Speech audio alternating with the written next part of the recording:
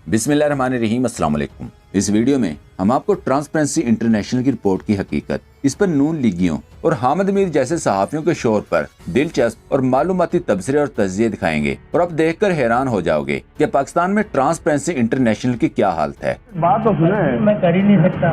सर्वे वगैरह इस गली में तो नहीं किया। कुछ नहीं होता, आप छोड़।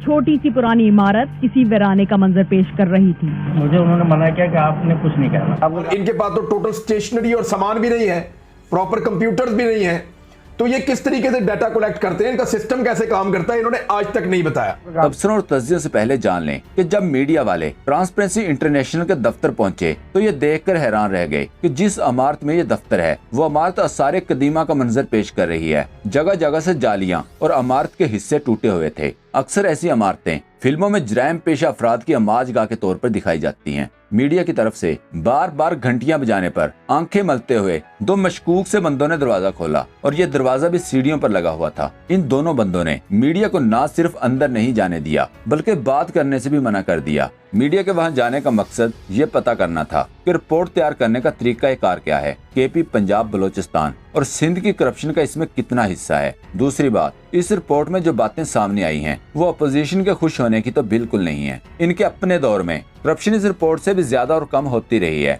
इस रिपोर्ट के मुताबिक अदलिया और पुलिस में करप्शन में इजाफा हुआ और ये हुकूमत भी मानती है और हर शहरी भी हर रोज देखता है कि बासर अमीर लोग कैसे अपने केसेस के फैसले करवाते हैं। याद रखें, किसी भी वजीर आज़म पाकिस्तान को ये इख्तियार हासिल नहीं होता कि वो 2/3 अक्सरियत के बगैर अदलिया के कामों में मुदाखलत कर सके। ट्रांसपेरेंसी इंटरनेशनल रिपोर्ट में हुकूमती सतह पर किसी माली करप्शन का जिक्र नहीं किया गया।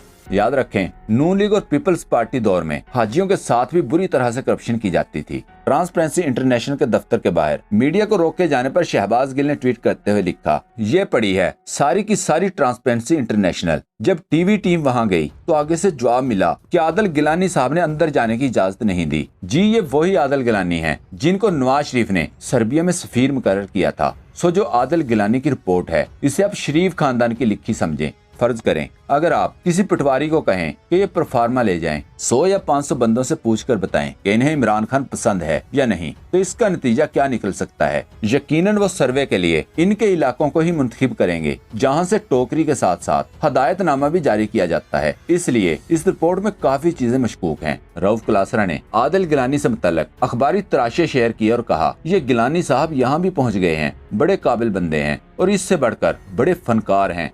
वजीर आज़म नवाज शरीफ के दौर में तो सफीर के ओहदे तक पहुंच गए थे। अब की दफा देखते हैं इस नए दरबार में हाजिरी के बाद क्या वसूली होती है। जो दे इसका भी भला और जो ना दे। रऊफ क्लासरा ने अपनी दूसरी ट्वीट में 5 साल कबल आदिल गिलानी को सफीर मुकर्रर करने से मुतल्लक ग्रीन सिग्नल देने की खबर का तराशा शेयर किया और कहा, अगर पाकिस्तान को करप्शन से पाक करना है और हुकूमत चाहती है कि पाकिस्तान को ट्रांसपेरेंसी इंटरनेशनल से ग्रीन चिट मिल जाए तो इन्हें चाहिए कि आदिल गिलानी को किसी भी मुल्क का सफीर मुकर्रर कर दिया जाए। रऊफ क्लासरा ने मजीद लिखा, नवाज शरीफ एक बहुत ही अक्लमंद हुक्मरान थे जिन्होंने आदिल गिलानी को खामोशी से सर्बिया में पाकिस्तानी सफीर मुकर्रर किया ताकि वो मुल्क से बाहर रहें और अपनी जुबान बंद रख सकें। जब पीपल्स पार्टी के दौरे हुकूमत में यही ट्रांसपेरेंसी इंटरनेशनल जो है बड़ी खौफनाक रिपोर्टें शाया कर रही थी। उसके बाद एक और अजीब चीज हो गई। हुआ ये कि ट्रांसपेरेंसी इंटरनेशनल के आदिल गिलानी साहब, इनको नवाज शरीफ साहब ने सर्बिया में सफीर मुकर्रर कर दिया। तो सर्बिया बड़ा शानदार मुल्क है।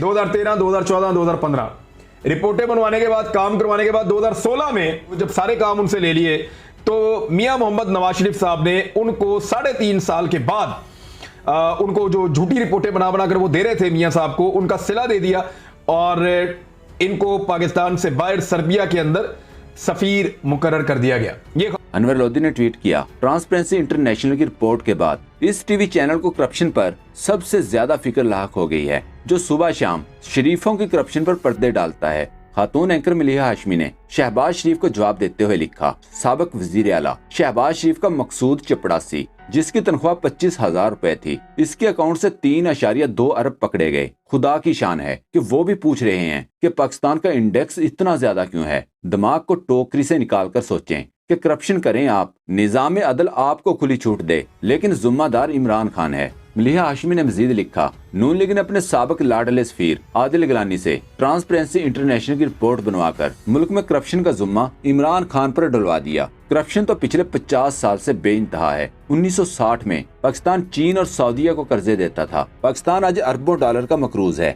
इसके जुम्मेदार 50 साल से मुसल्लत करप्ट अनासर हैं। इमरान राजा ने मुबश्शिर जैदी और नून लीगी सहाफियों को जवाब देते हुए लिखा, सर आपको करप्शन की तशरीह किसी ने गलत बता दी। करप्शन में 140वें नंबर पर सिर्फ हुकूमत की वजह से नहीं आते, मीडिया हाउसेस जो फोन पर ऑर्डर लेते हैं, मुखालफिन की जई तई फेरते हैं, वो भी करप्शन है। सहाफी जो टोकरियां लेते हैं वो भी करप्शन है। गंदम चूहों को खिलाना भी करप्शन है। अतर काजमी ने लिखा, ट्रांसपेरेंसी की रिपोर्ट पर सबसे ज्यादा दानिश्वरियां सर तक करप्शन के मुकदमात में डूबे लीडरान और वो करप्शन पर माफिया मांगने वाले सहाफी दानिश्वर कर रहे हैं, जो करप्शन ज़दा अफराद का दिफा एक मशीन समझकर करते हैं। इनको टीवी पर बिठाकर कौम को जमहूरी अखलाकियात का दर्स दिलवाते हैं। इमरान राजा ने कामरान खान की आज की खबर का स्क्रीनशॉट शेयर किया, जिसमें लिखा था, ये खजाना तो कराची के निचले महकमे के निचले अहलकारों के घरों से बरामद हुआ। सोचें, जब सिंध एक्साइज टैक्सेशन जिसे रमेश कुमार चावला 13 साल से चला रहा है, जहां हफ्तावार रिश्वत जमा होती है, जब बोर्ड ऑफ रेवेन्यू अहलकारों बिल्डिंग कंट्रोल माफिया के घरों को खोदा गया, तो कैसे खजाने बरामद होंगे।